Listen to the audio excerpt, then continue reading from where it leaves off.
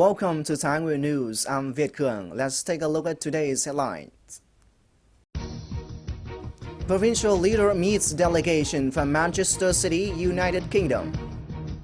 Provincial leader works with Management Board of Industrial Zones. Expanding loan capital, Foundation for Sustainable Poverty Eradication. On March 11th, the delegation from Manchester City, United Kingdom, led by Peter Thompson, International Trade Advisor, visited and worked in Thái Nguyên Province. The delegation was accompanied by Mrs. Nicola Davies, Director of Asia-Pacific Trade Promotion, to explore opportunities for investment in Thái Nguyên Province. At the meeting, Mr. Phạm Xuân Đường, head of Thái Nguyên Provincial National Assembly delegation, gave brief information about Thái Nguyên. With the continuous growth in recent years, Thái Nguyên is one of the 10 provinces and cities having the largest industrial value in the country. Currently, the province has about 4,000 activating enterprises in all fields. The province always provides favorable conditions for businesses to find investment cooperation, especially FDI enterprises. In addition, Thái Nguyên is a big human resources training center in the north of Vietnam. In 2012, Thái Nguyên University, in collaboration with Manchester University, brought students of Thái Nguyên University to the United Kingdom for high-quality higher education and postgraduate education. Thái Nguyên is looking forward to continuously coordinate with Manchester University with the expectation of building the international university under Thái Nguyên University. On the same day, the representatives of the two parties signed a memorandum of cooperation between Thái Nguyên Provincial People's Committee and Manchester City, the United Kingdom. On March 12th, Mr. Nhữ Văn Tâm, Vice Chairman of Thái Nguyên Provincial People's Committee, presided over the meeting with leaders of the Management Board of Thái Nguyên Industrial Zones. According to the report of the Management Board of Thái Nguyên Industrial Zones, there were 6 industrial parks in the province with an area of 1,420 hectares. To date, 4 of these 6 industrial parks have approved the detailed plans.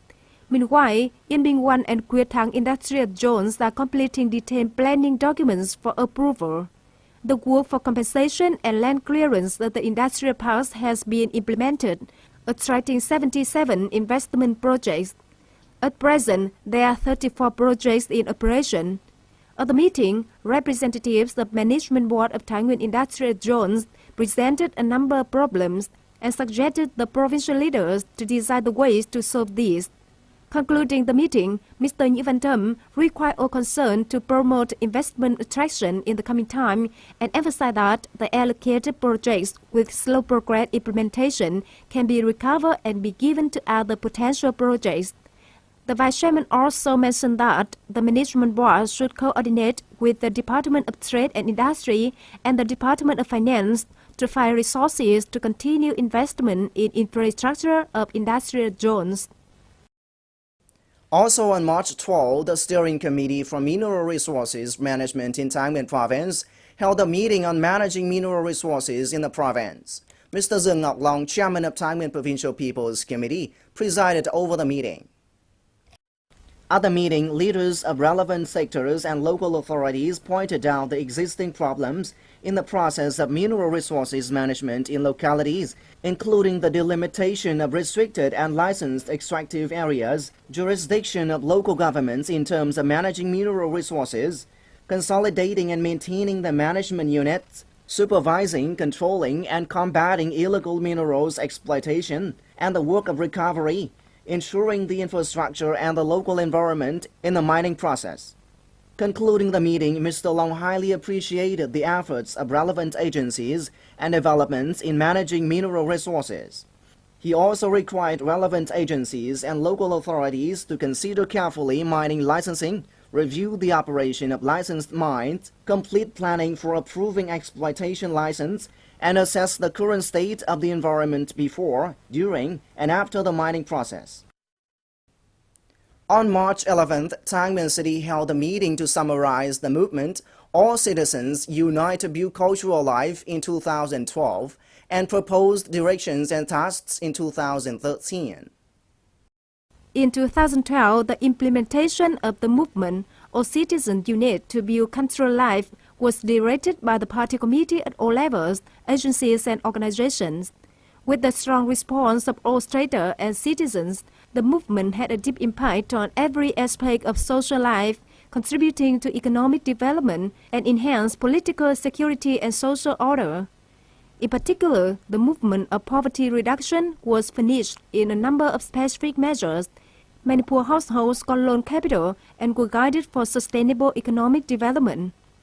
With the results achieved in the past year, in 2013, Thái Nguyên City focuses on developing movement more widespread and effectively, overcoming differences in the cultural life among the people, striving to achieve 93% cultural families, 66% cultural hamlets and groups, 94% units and agencies to meet cultural standards, building 15 cultural houses at the basic level, and reducing 0.5% poor households.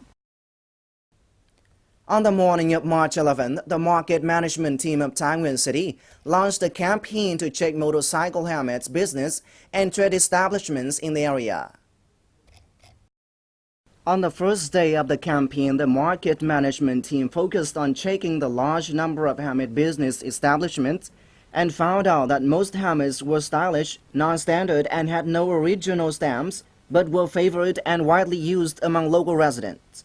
At some test sites, the market management team discovered and confiscated more than 800 non-standard helmets and some other fashionable ones, which didn't have the required functions. Moreover, although many helmets bore standard stamps of CR and other standard stamps, the majority were said to be fake stamps according to the functional force. This makes it very difficult for people to distinguish the proper helmet from non-standardized ones. In the coming days, the market management team of Thái Nguyên City will continue to closely examine helmet business units in the area. The Prime Minister has issued a decision for the Social Policy Bank to provide loans to households approaching poverty with the aim of enabling them to sustain requirements for production and business. On the 16th of April 2013, the decision number 15 on credit for poor households will be activated. This is not only good news for the poor, but also a basis for many localities, including Thái Nguyên Province, to successfully implement strategic objectives of sustainable poverty eradication in the coming time. The family of Nguyễn Văn Toàn in Vo Hamlet, Tân Thành Commune, Phú Bình District, heard of this news in the early days of March. His family and many other poor households will be able to borrow capital from the Social Policy Bank for their production and development. Mr. Toàn shared that 2 years ago, the amount of 25 million Vietnam dong from Social Policy Bank helped his family develop business on animal husbandry, and this has pushed them out of poverty line. With the decision number 15 issued by the Prime Minister, his family will have more conditions to solve immediate problems and expand animal husbandry development. With loaned capital, my family will expand animal husbandry models to increase income. Quân Chu is an agricultural commune of Đại Từ District with over 70 ethnic groups.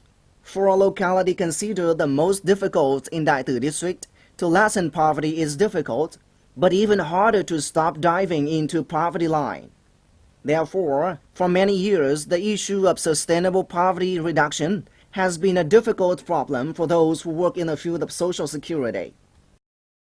In 2012, the poverty rate dropped to 45.89%. Through the mass media, we learned that the government has extended loan capital among poor households. This was also our desire for such a long time. According to information from Vietnam Social Policy Bank, this year the bank will allocate approximately 2,000 to 3,000 billion Vietnam dong to poor households to ensure they can borrow an average of 15 million Vietnam dong per household to invest in production and business.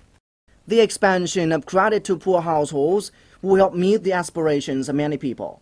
This can be taken as an encouragement and support to the poor households to help them invest in production and business, gradually getting out of poverty line, thereby contributing to the goal of socio-economic development of the locality. And that's all we have for today. Thanks for watching. Goodbye.